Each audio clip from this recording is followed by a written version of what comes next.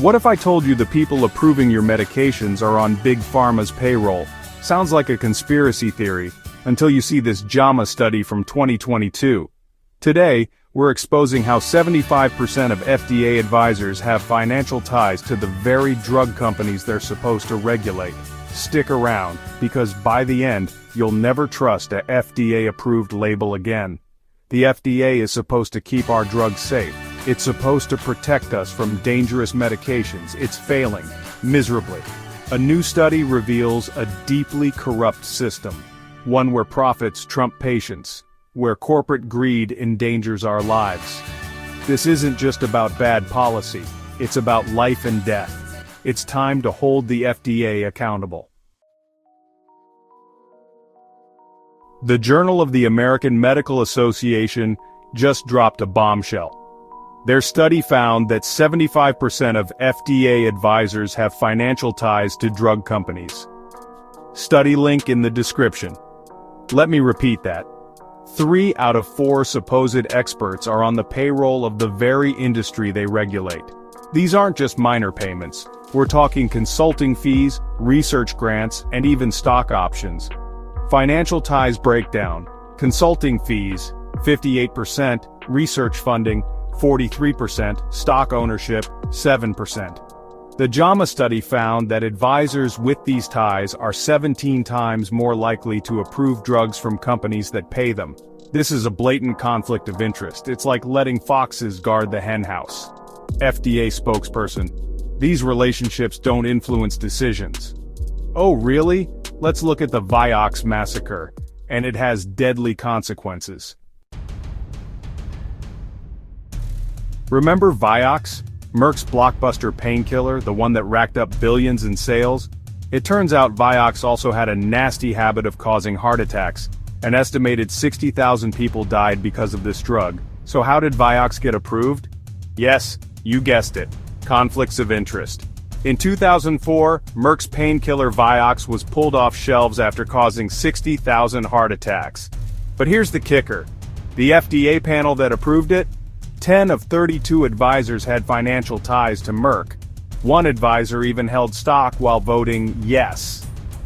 The FDA allowed a drug that killed tens of thousands of people onto the market. Why? Because they were too busy lining their pockets with Big Pharma money. Vioxx isn't an isolated incident, it's a pattern. Look at OxyContin, the painkiller that sparked the opioid epidemic. One of the FDA advisors who approved it was later hired by Purdue Pharma, the maker of OxyContin. Or consider Aduhelm, a controversial Alzheimer's drug. 11 out of the 12 FDA advisors who voted on Aduhelm had ties to the pharmaceutical industry. The drug was approved, even though the panel voted against it. The evidence is clear. The FDA is putting profits over people. They're letting dangerous drugs onto the market, and they don't seem to care about the consequences. In 2009, Dr. David Graham, an FDA scientist, tried to warn us about Vioxx. He testified before Congress, calling the FDA in bed with industry. Senator, Dr. Graham, is the FDA protecting patients or profits? Dr. Graham, profits, full stop. He said the FDA blocked his attempts to expose Vioxx's dangers. Did the FDA listen? Did they clean up their act? Of course not. Dr. Graham's warnings were ignored. Nothing changed. The FDA would rather silence its critics than protect the public. They're more interested in protecting Big Pharma's profits than they are in protecting your health.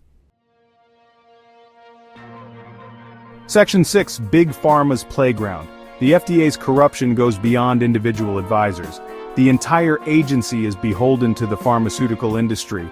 Did you know that 45% of the FDA's budget comes directly from drug companies? That's right, the FDA is funded by the very industry it's supposed to regulate. And don't forget about lobbying. Big Pharma spends over $300 million a year lobbying the government, including the FDA. They're buying influence and they're getting their money's worth.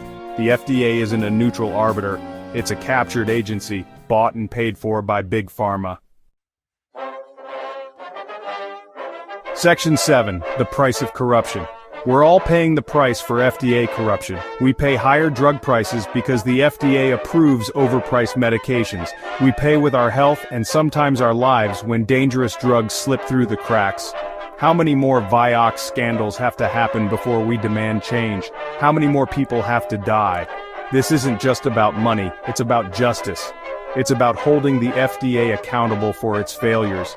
It's about taking back control of our health. Section 8. Taking back our health. We can't rely on the FDA to protect us. We have to take matters into our own hands. Here's what you can do. First, use ProPublica's Dollars for Docs tool. It lets you see if your doctor has received payments from drug companies. Second, demand independent advisory panels. Switzerland bans FDA advisors from having financial ties to the pharmaceutical industry. We should too. Third, boycott corrupt brands. Hit Big Pharma where it hurts, their bottom line. Support independent drug makers who aren't beholden to Big Pharma's greed. We need to send a message. We're not going to tolerate FDA corruption any longer. We demand safe and affordable drugs. We demand an FDA that works for us, not Big Pharma.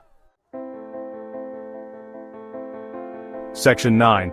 A final thought. The FDA needs a complete overhaul. We need to get Big Pharma's money out of our healthcare system. We need an FDA that puts patients before profits. Our health depends on it. The next time you see FDA approved, remember, that stamp was bought, not earned. If this pissed you off, smash like, subscribe, and tag the FDA on social media with #FDA paid for this. Share this with someone who takes any medication because no one should be a profit center for pharma. Thank you.